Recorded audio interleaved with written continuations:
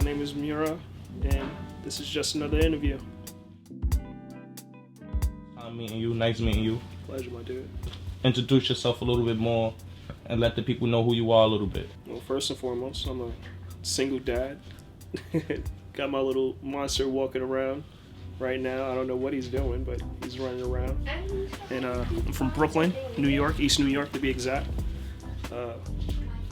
We in the Ville. We're gonna count it as East New York as well. This part of the Ville, at least. And I'm a designer. You're a fashion designer. Artistic designer. Artistic designer. Yeah, I like all things creative. Why did you choose fashion designer as a career, or artistic designer as a career? Before I was making clothes, I was doing tattoos. Like when I was 17, I did all of this stuff on myself. I was like making tattoos. I was doing tattoos on people, and I wanted to do that for a living. But I was shopping a lot. Like I come from a family of like hustlers and dudes that was getting money and shit like that. So I was shopping way too much. That's why I have the taste level that I have now, I think, because I was just shopping too much. And then I got around some interesting people, like Frank, my boy Frank McFly over here, and everybody was just being creative with what they was wearing. So I was like, instead of spending all this money, I could basically buy some fabric and make the stuff that we're buying.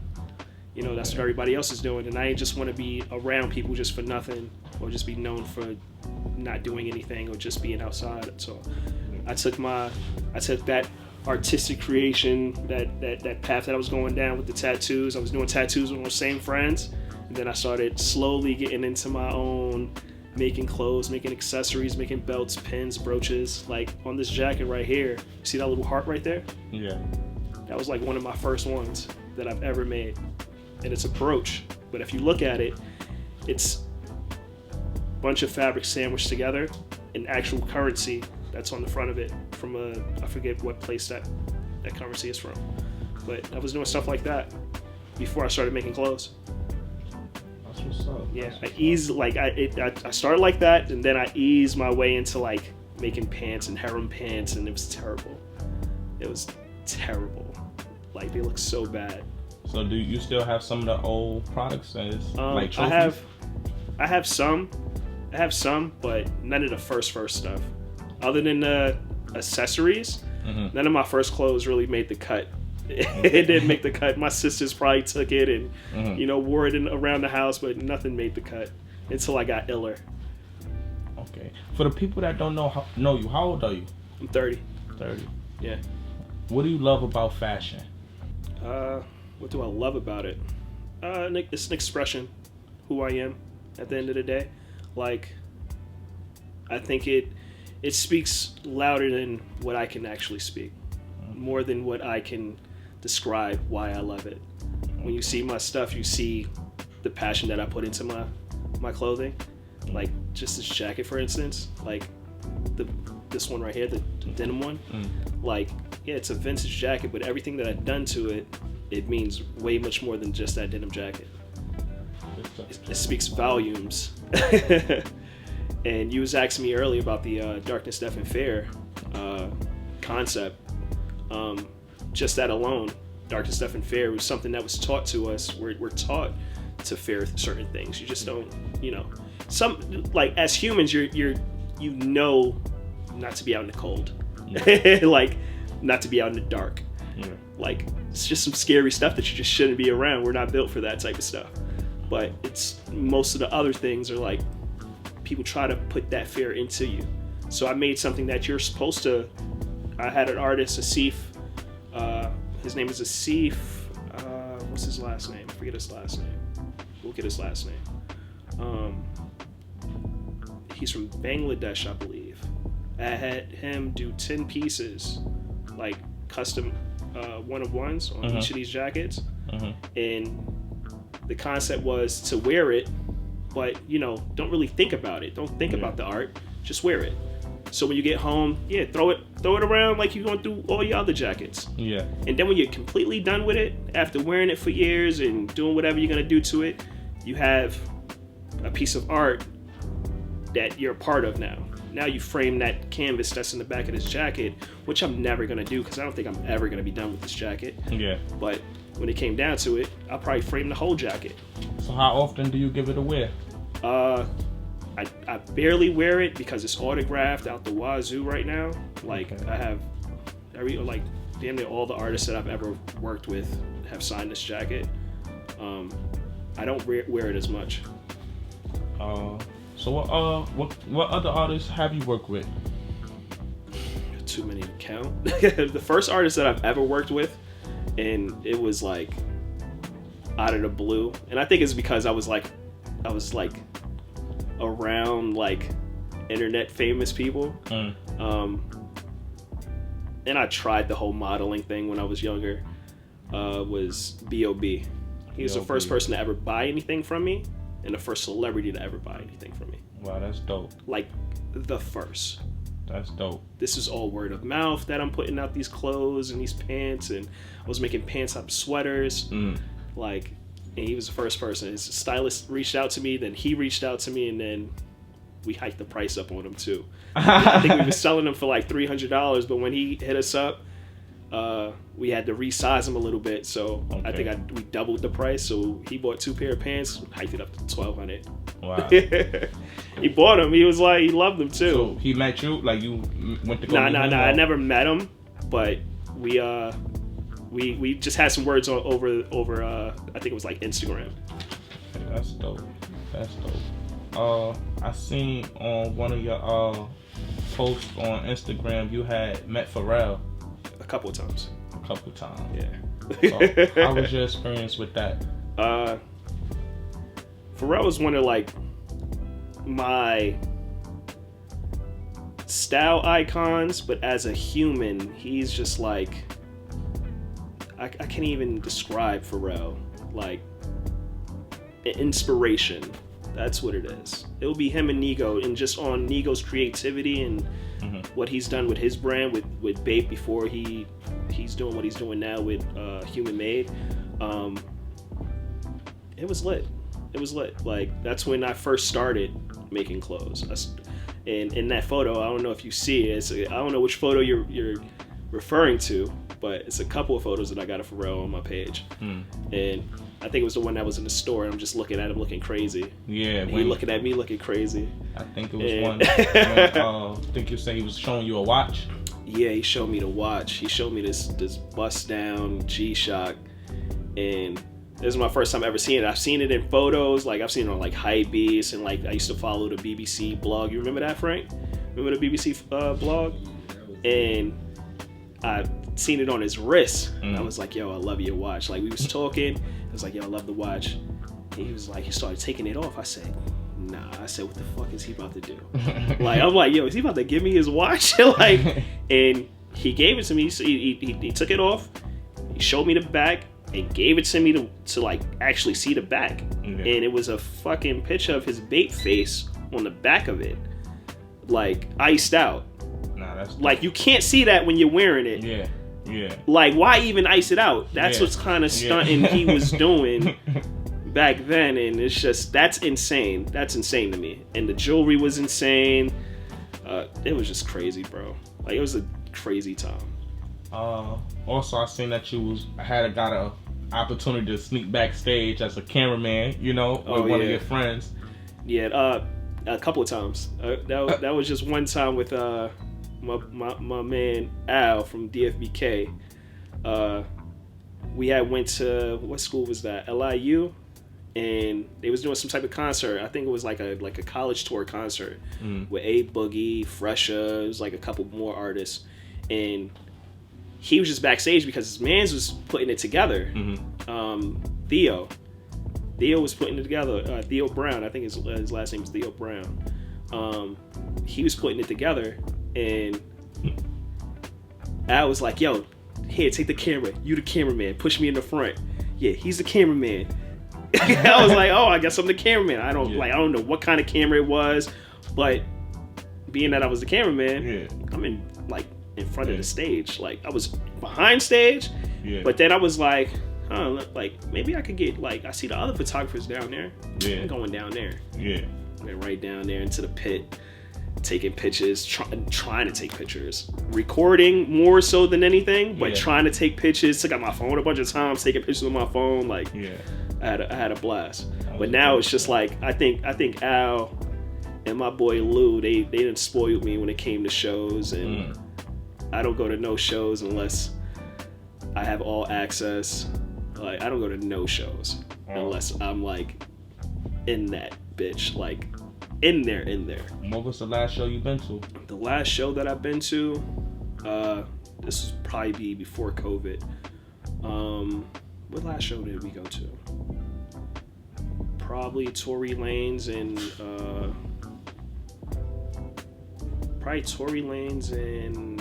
Ferg. Okay. They Level Up tour. I think that's the last actual tour that I've been to. Okay. Yeah. Like the last show, not tour. Because to go to a tour, you got to go to a bunch of days. Yeah. The last show. What's a typical day for you? Typical day? Yeah.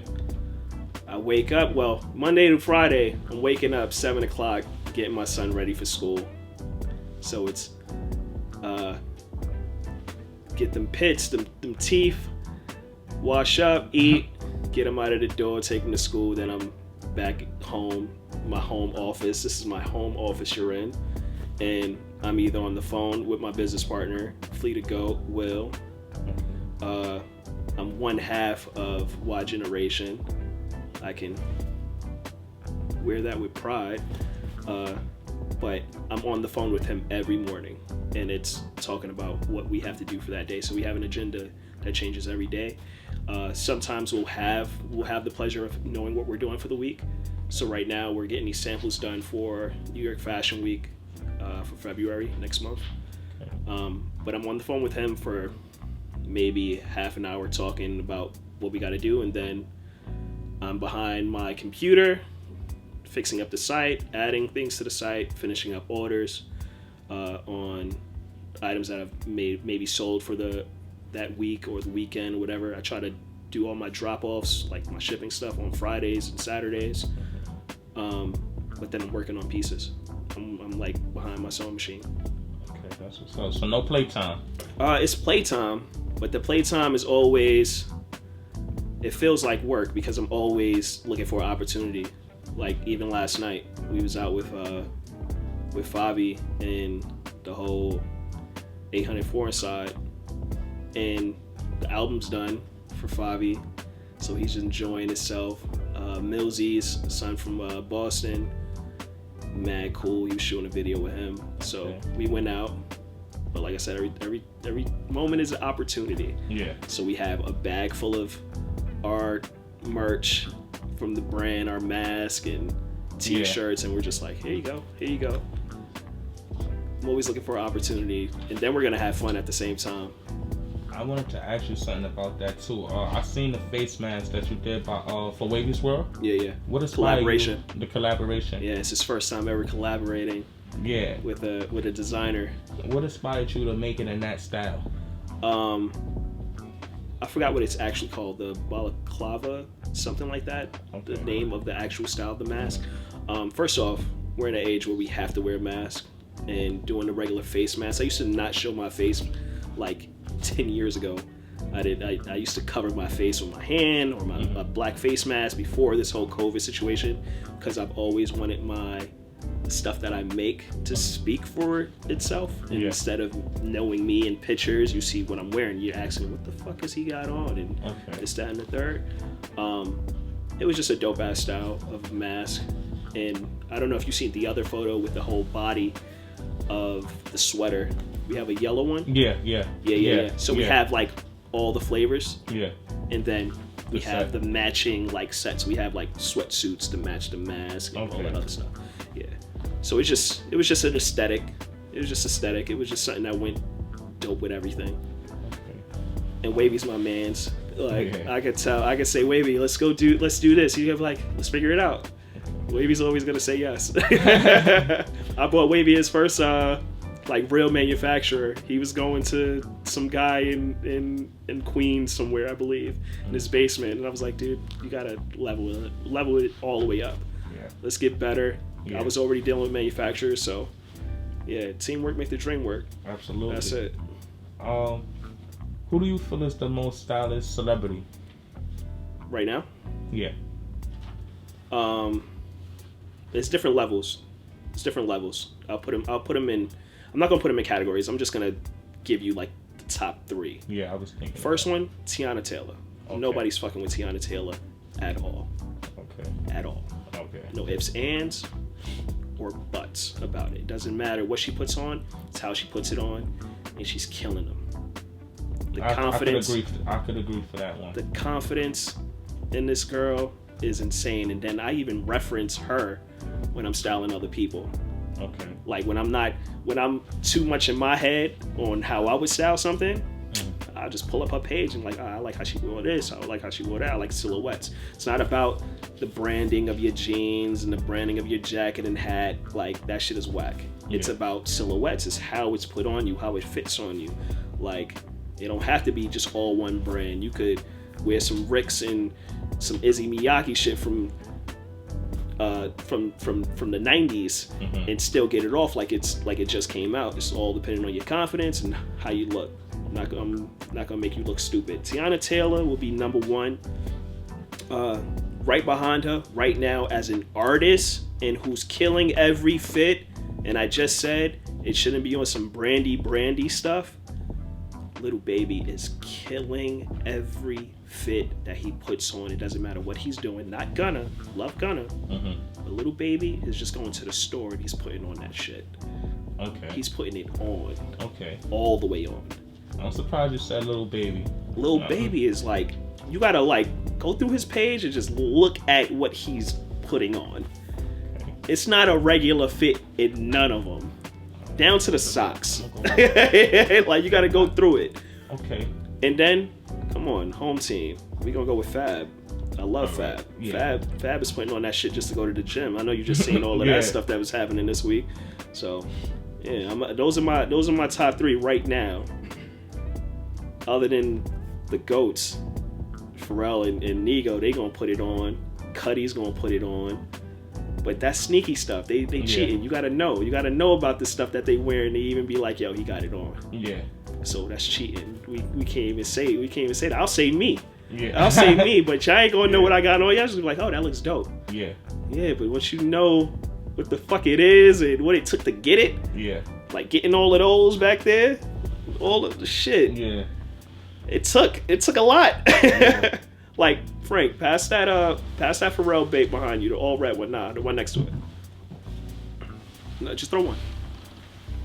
Like, it took a lot for me to get this. This is dead stock in my size, the only one in the world that I know of. Dead stock. If I wore this, she'll be like, oh, that's a dope babe. This, that, and the third, but yeah, you know. This is from 2008. Dead stock. I'm gonna die, and this is gonna be the shoe that I'm in my coffin with. I told everybody it's in my will. I'm wearing these in my deathbed.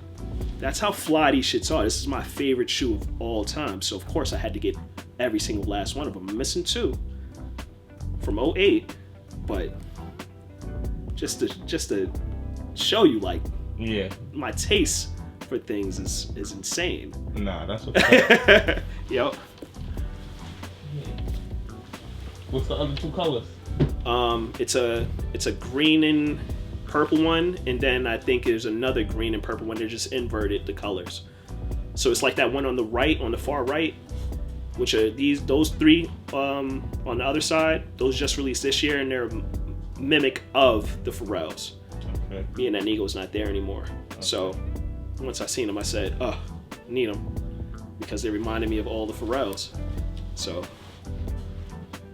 you would think they're a part of the whole same collection because of the metallic, but it's not. So how much are these going for? Too much. Too much. Too much. You a collector of the toys, or that's your? That's my son. Yeah. This house is like. You ever seen Big, the movie? Tom Hanks. Watch Big. It's just a kid that got put into a grown-up body. His body He asked to be a grown up, but he was still a kid in this grown up body. Okay. And he still got a kid brain, but now he has an apartment. He's buying all the toys that he's ever wanted. He's buying trampolines in his crib. As soon as you come in, there's a Coca-Cola machine. Like, my son lives like that.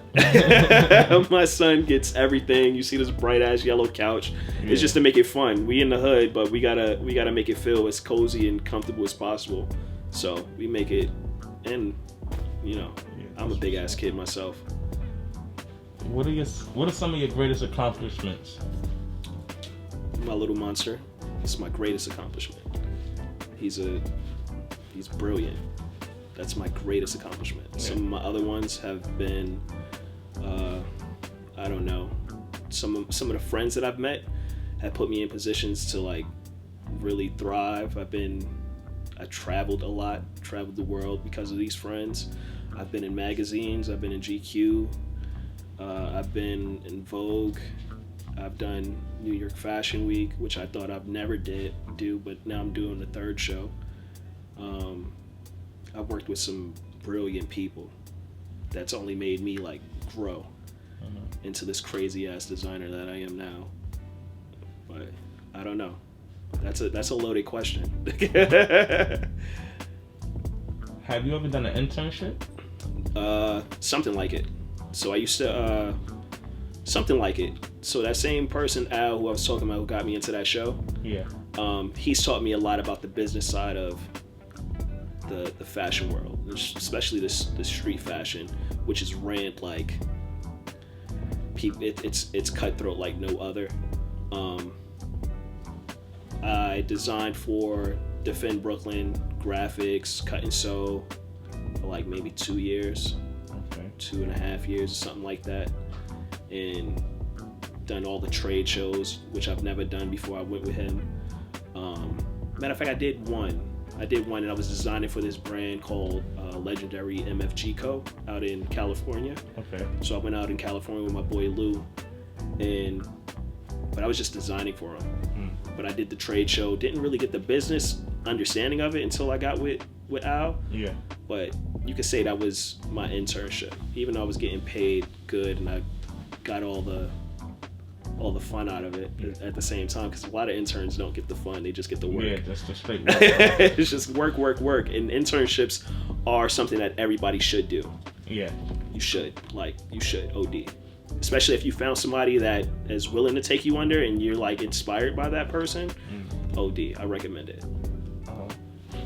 What was your high school experience like? I was cool with everybody. What high school did you go to? Jeff. Shit, right? Yeah. Okay. I went to Jeff. Stupid me. I went through a lot, like growing up as a kid. I was in and out of like foster care with my mom and shit. So when I was applying for art schools, because I was an artist, I put Jeff because it was close, and I didn't put one and one together that it was performing arts school. So I'm like, oh, it's close. I go to the orientation. I'm like, oh, I love this. This, that, and the third. They show me the art class. I'm like, oh, this is awesome. As soon as I go there, because I was like, I'm not going nowhere else. I don't need to go nowhere else. I should have went to an art school in the city. Yeah. But me, I'm like not knowing. I don't got no proper guidance. I'm like just filling out this paper with all the art schools. Yeah. I said it was close. I went. And then there's a performing arts school. It's more music and basketball that they care about instead of art. So that kind of like threw a wrench in everything. But I was cool with everybody. Shout out Miss Mapes. She passed away. But that was like my favorite teacher. She was a history major, history teacher. Favorite teacher in that school. So in high school, was you still into like the fashion? Like, did that come along? I was super into fashion, but I was just buying more stuff than I could, create. Like I was actually buying more stuff. I was spending too much money on t-shirts, buying $100 t-shirts, $150 t-shirts for no fucking reason, or American Apparel t-shirts just to match my shoelaces and socks because they had all the flavors. I was doing dumb shit with my money. I wanted to ask you, but I didn't know how to pronounce it, so I want you to help me out with it. The name of your old company. How do you pronounce it? Narashta. Narashta? Yeah. Now, can you tell us a little bit about that? Narashta means absolutely nothing at all. It's a made-up word. It's a made-up name that I came up with some friends, and I was using it on some like somebody asked me if you want something in the store. I don't want nothing, Narashta, or they're like, you want something, Narashta? It was like a no, like a waving it off, or just using it in certain like. But it was made up, but it sounds so dope. And we was like, all right, how would we name this? We was already making stuff. We ain't had like everybody, like my boy Mitch, he was doing his own thing and I was doing mine. And then it was like, why are we not just doing something together? So we did Narashta. Like it sound dope. It sound like some crazy shit. So we did that, and then things kind of went south with him over creative, differences. And I basically got like locked out of my own shit that I created. I was making most of the clothes myself. He was shooting them. He was playing his part, but I felt like both parties wanted more. I wanted more out of him. He wanted more out of me for some reason. And we kind of just split. But I still have that email. I still have that PayPal. like people hit me up on that email. Okay. Like most of all my business ventures go through Narashta, and I'm gonna bring it back out. Okay. Yeah, you'll see that by the end of this year. Okay. You'll see Narashta like merch, and we're gonna go crazy Narashta. It's Nadashta. Yeah. Yeah. How do you feel like when a lot of people know you, like when you walk outside, like do people run up on you knowing that you're a fashion designer and everything? Yeah, we've worked with almost damn near everybody in New York. Like even if different stylists want to come and grab our stuff for different artists and different people, I've done countless video shoots and countless photo shoots with different stylists. I am recognized, but not on some like. I've had a few people come to me and ask for pictures, but it ain't that crazy yet. It ain't that crazy, but people do notice me. I can't go nowhere without somebody noticing me. But I can't be around other famous friends. They're gonna see that person like, fuck you. Yeah. People think I go outside, bro. I don't go outside. I be in the house. I be in the house. You'll see me on the gram posting, and most of that shit I do myself. Like that last photo that I did, and I'm sitting on the couch laying there. Yeah. I have my lights on the shelf right here. It's like facing down. Those same two lights that I showed you. Yeah. It was facing down. I had Shorty standing on the chair, take the photo, cropped her out, cropped the feet out, cropped the chair out. Do it all in house. And that shit blew the fuck out. Everybody and their mother hit me up about that. That's what's up. My boy Sorrell, my son's godfather, all these trunks. Like we'll move all of this shit and just place them, stack them on each other. We did a whole photo shoot last week with him, and I stay in the crib, bro. I don't go outside like that. People think I do, and it looks fun when I do. Yeah. But I be in the crib, bro. So hand wash warm water. What's that about? Hand wash warm water is the actual company that it was Narashta, and then I was designing for a bunch of other people. Okay. This was something that I could call my own, that I own myself, just me, and I would run all the projects through Hand Wash Warm Water. So it's its own entity by itself. Then everything else that I would produce, like the Darkness, Death, and Fear collection, would be under Hand Wash Warm Water. Seven Little Monsters, which is my son's brand, is ran under that. Some of the custom work that I do for different artists is ran through Hand Wash Warm Water. And Hand Wash Warm Water is basically I just took that shit from the tags that you would read on your clothes. Yeah. Like you would want to wash your delicates by hand, so you gotta be delicate with this shit. That's why Hand Wash Warm Water was like genius. You see the hand dipping in the water and shit, like no, that's what it was. That's where it came from. I like the concept. That's why. If you could, can you name a few of your favorite designers and stylists? Fuck stylists. Because designers need all the praise. Yeah. Stylists ain't gonna do shit. They put certain things together, but the designers is where the stylist is gonna go and try to go nuts Yeah. and get everything anyway. So first it would be Izzy Miyake. Second, well, change that. Tom Brown first. Mark Jacob, my favorite person in the world. I cried when I met him, and I was in high school. I skipped school to like go to New York Fashion Week. New York, what do they call it? Fashion Night Out. Yeah. I skipped school just to go out there, and I fucking saw him in his store, signed my jacket and everything, and I fucking left the store with my girlfriend at the time, and I cried. Like, I cried, real tears, like, oh my God. Like soon as I left the store, Yeah. that's how much he means to me as a designer. He was designing for Louis Vuitton at the time. Who would I say? I said Tom Brown. He's the illest of all time. Silhouettes. He makes suits and shit, but concepts, you gotta see his shows. Watch his shows. It's insane.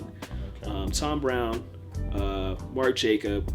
It'll be Dean and Dan from D Squared, Izzy Miyake. D Squared, they get overlooked because a lot of whack people wear their shit. But if you went and saw some of the pieces, like that they actually curate and like why they do it, is insane. What's his name? I keep on forgetting this guy's name because he pronounces it weird. He designs for G-Star. Hold on, let me get it for you right now.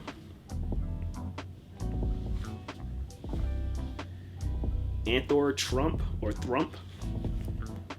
This is son. And he do G-Star? So people say that he like kind of sold out. I don't think so. He was designing on some like just designing stuff. Like he went to school for it's a coat and a book bag. It turns into what it turns into. So he was designing a whole bunch of stuff, doing little projects and here and there as art installations. And Pharrell, like the genius Pharrell is, grabbed him up. And you know, Pharrell has PC and G-Star, like he owns a percentage of that. Yeah. So he grabbed Son up, and Son designed strictly for G-Star until recent. He's ill. Who else? Who else can I say that I like? I don't like nobody else. I like everybody else. Rick Owens, of course, but he's just he's just different. Aesthetic wise, I'll take all of my shit and just base it off of his aesthetic. Earth tones, blacks. His choice of blacks to like a gradient light gray, he'll murder anybody in any spectrum of any design. Like he's that ill. Like everything about him is just like ill. Who else? I don't know. It's too many. It's too many out there. What do you like making more? Cause like I just started going through your page and everything. Do you like? I see you do like the jackets, like the biker jackets. Like with the straps and stuff. Yeah. Yeah, that's. How can I was saying this to somebody recently. It's like my superhero. Okay. Like when I design stuff, like if you see I'll show you when we're done. You get some pictures of it, like of my sketchbooks. Okay. I make clothes in my head for superheroes. So when I got a chance to do that one that I did for my birthday, like that black and gray and white, I made it for myself because I don't make too much stuff for myself. I'll just make it or put it up and maybe take a photo in it. You won't catch me in a lot of my stuff. I don't know why, as a creative, like I just don't wear a lot of my stuff, but sometimes I'll do. But yeah, that's my superhero shit. Yeah, I would like to think that I make clothes for superheroes. The jackets is fire. Yeah. How do you accept criticism? Love criticism. That's the only way you could build. That's the only way you could grow. But nobody can really tell me shit, unfortunately. Like, you're not in my head. You don't know why I did what I did, and you could think whatever the fuck you think about it, but I really don't give a fuck. But if you come to me and trying to better it, like that's a criticism that I like. Don't try to come and be like, I don't like this because of this, and nah, come to me and say, yo, you know what would be dope if you would have did this and added this and added that. It's different ways to criticize something, but that's why I say nobody could really tell me shit, because I already know that I'm ill as fuck, and yeah, it's just that. How much would a jacket cost? Like, what's the price range on some of your merch? That jacket right there, this red one, it's just like this fur joint. This is a sample. It's I think this is running for like $9, but something that came custom, like that superhero shit, 12 and better. I was making jackets, dude, and it's because of the clients that I've worked with. I suggest everybody. No, because he's like, I like that. You know what they think for themselves, like, oh, I like that jacket, bro, but I want. It's like you automatically say that's a designer. Look out for me. It's like, bro, nah, it's no looking out. Like this jacket here, you see what's on the site, right? How much this is on the site for? No, but I didn't. It's $5,000. Yeah. So let it go, sunset. You know how many I sold last month? I sold 14 last month. So, I can show you proof. Like it's no cap. But as a creator, especially when you're designing and making custom shit, I was making jackets and pants. Like remember I told you the B.O.B. shit. I was making patchwork pants. That was like crazy patchwork shit. Like crazy. Like you would have to. It's no way in hell I was selling shits for $300. Yeah. Like if you seen them, you'd be like, nah, $300. What the fuck? Hell yeah, I'm buying that. Yeah. Get it on B.O.B., get it on Tiger. Work with Chris Brown. Working with this person, working with that person. That price goes up. That's a fact. Once B.O.B. bought that shit for $600, that shit was $600. Yeah. Once I went and did the what's some boys? B2K when they did the shit with Drake at the what's the shit that they did in Toronto? The OVO shit. What's the OVO? OVO Fest, yeah. Huh? OVO Fest. OVO Fest. And they did the joint. They did the joint venture where B2K run the Millennium Tour and shit. Once I made a jacket for them and my shit was selling for fucking $1,200, my jackets are now $1,200. Yeah. It's no going under that because look, I have proof. Yeah. And that's just not one person. That's just not one group. It's mad people that I could show you. Be like, hey, they bought it for this. They bought it for that. They bought it for this. I just fucking made a leather suit for Fabi for New Year's. He paid that blue fucking shit? he paid $1,500 for that. The blue shit that he had on? That's fire. 15. Thank you. That's fire. Now, like that shit. and then you'll get a lot of creatives and be like, oh, people always coming to me and talking about the price, this, that, and the third. Yeah, are you making that shit? Are you making that shit from scratch? Yeah. I could do the whole, like, these are our blanks, right? These are our blank pants that we're, like, working on the salvage shit, but blank. Like, we didn't buy those. This is ours. Yeah, these are ours. These are ours that we made, and now we're distressing them. We're doing shit like that. I'm not buying this jacket no more for fucking $15. This denim jacket and doing something to it. Now we're making our own shit now. Yeah. It's a big difference. So now, right now, so you know, I wanted to do a little of my own fashion, and I was talking to somebody, and they was just telling me like, nah, revamp it, just revamp it. And I had more of the mind state that you have, like, nah, I wouldn't want to revamp, even though it's like freshly in the beginning. What would you say is best? Like, is it best to revamp, or is it better to just come out strong and be like, so if I was, like I said, Nadashda, right? I love Nadashda because that was somewhere where I started. It was somewhere where I really had like, oh, this is what I want to do. This is where I feel like I put out my best work at the time. It was like, this is it. Whatever happened, I was evolving while I was still in it. I was getting better at what I was doing, like super iller. And 7, was that you? No. All right.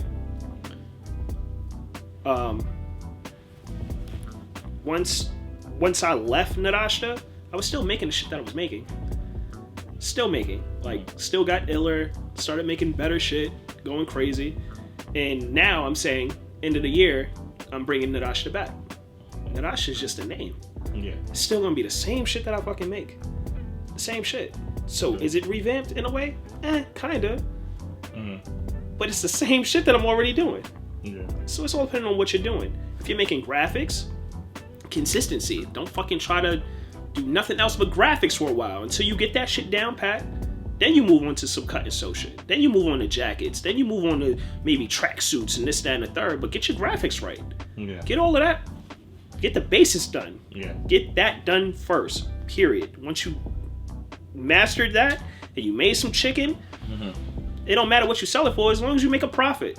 Yeah. Even if I've sold stuff that I've only made $5 on. I've wholesaled stuff that I've made maybe $6 on. But that volume was insane. Yeah.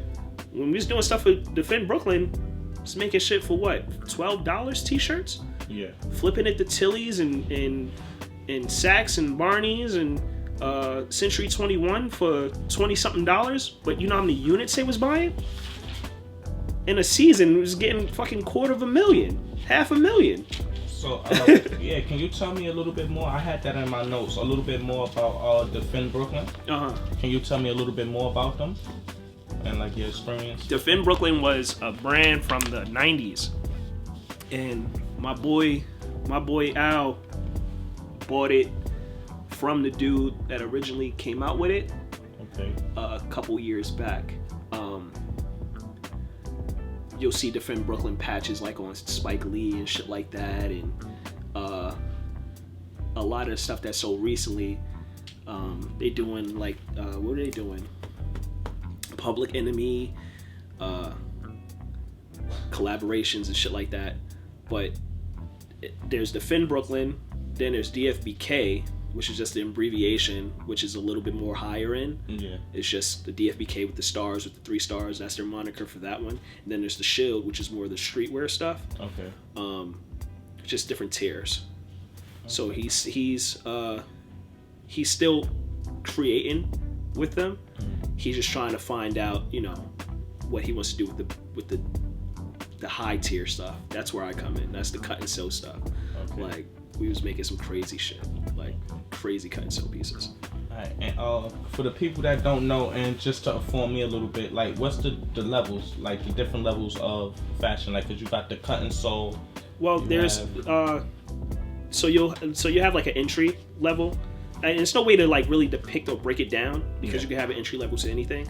But what I would like to think of is streetwear. We in streetwear. I hate the term streetwear. I think we could name it something better because when you think of street, you think of where the fuck we at, East New York. I think of street like that. Like, even though we really built this shit, like that's a fact. Dapper Dan, he really that's a fact. Is the reason why we at this point when it comes to streetwear, skatewear, everything wear. Why these big brands like Dior, Louis Vuitton, Gucci, Balenciaga, all of them guys have t-shirts in their fucking joint, or you know, their monograms all crazy. It's because of us. It comes from the street.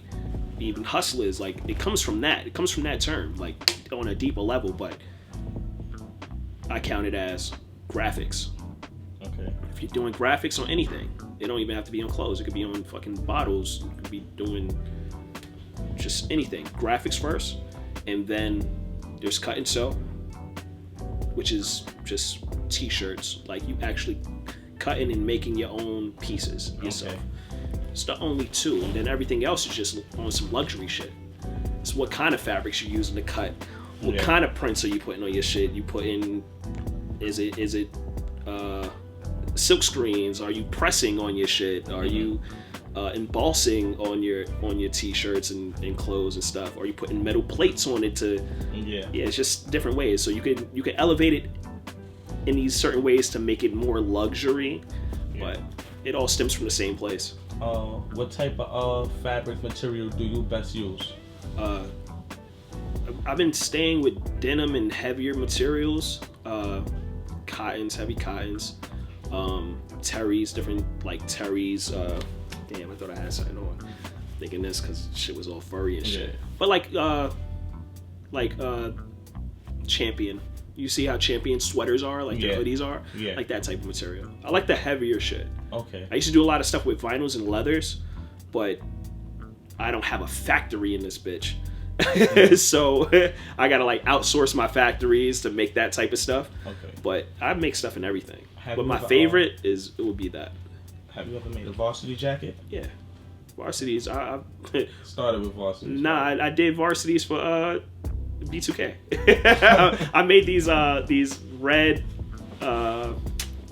these red crocodile leather fucking shiny embossed varsity jackets. Nah, that's what's up. Fucking crazy patchwork. My boy Lionel helped me with the fucking patchwork and the silhouettes of them. Like that's my go-to when I need something in the clutch. I throw that fucking bat signal up, and Lionel was just like, I got you. Like last minute shit. He's the person that I run to. He knows that for a fact. Shout out Lionel. And Mario and Lee. That's my fucking boy. Yeah, this is the jacket. Yeah, this is the Darkness, Death, and Fear jacket. There's some of the names in there. Khaled, Rihanna over here. We got fucking Curtis Blow. We got Warren G, Christian Hosoi. If you're a skater, you know who fucking Christian Hosoi is. Virgil, Heron Preston, fucking Jerry Lorenzo, Ferg, Tori somewhere. Yeah, like I said, he's signed. Every time I go somewhere, spoil you, bro. I think this shit is. It's the other arm. I don't think I got to that arm yet. I think this arm is all. It's signed up and shit. Yeah. So. Jacket from the 80s. Yeah. Well, not the artwork itself. The jacket itself is from like the 80s. And all that other shit. I like my boy Asif. I love Asif, and the only reason why me and Asif don't really talk anymore is because of that whole Nadashda shit. This is the last thing that we ever did with Nadashda was these jackets. And once the fallout, I gave all these jackets away. I didn't sell not one. I gave them to all of my friends. Oh, here you go, here you go, here you go, here you go. Because I was just over it. Yeah. Like, I gave away the pants too, my patchwork pants, like the joint stuff was like this. Gave them all away. And I was supposed to follow up with Asif. I got mad artwork from Asif too. Like, I gotta get you his whole name so you can look him up. He just did something with the Hundreds, I think. Like, he did a collaboration with the Hundreds. But we were supposed to follow back up. And once that happened, I kind of just disappeared. I disappeared. Like, I gave everything away, and I just was like, I'm good. I don't want to deal with nobody, but this is my baby. This ain't going nowhere. Yeah.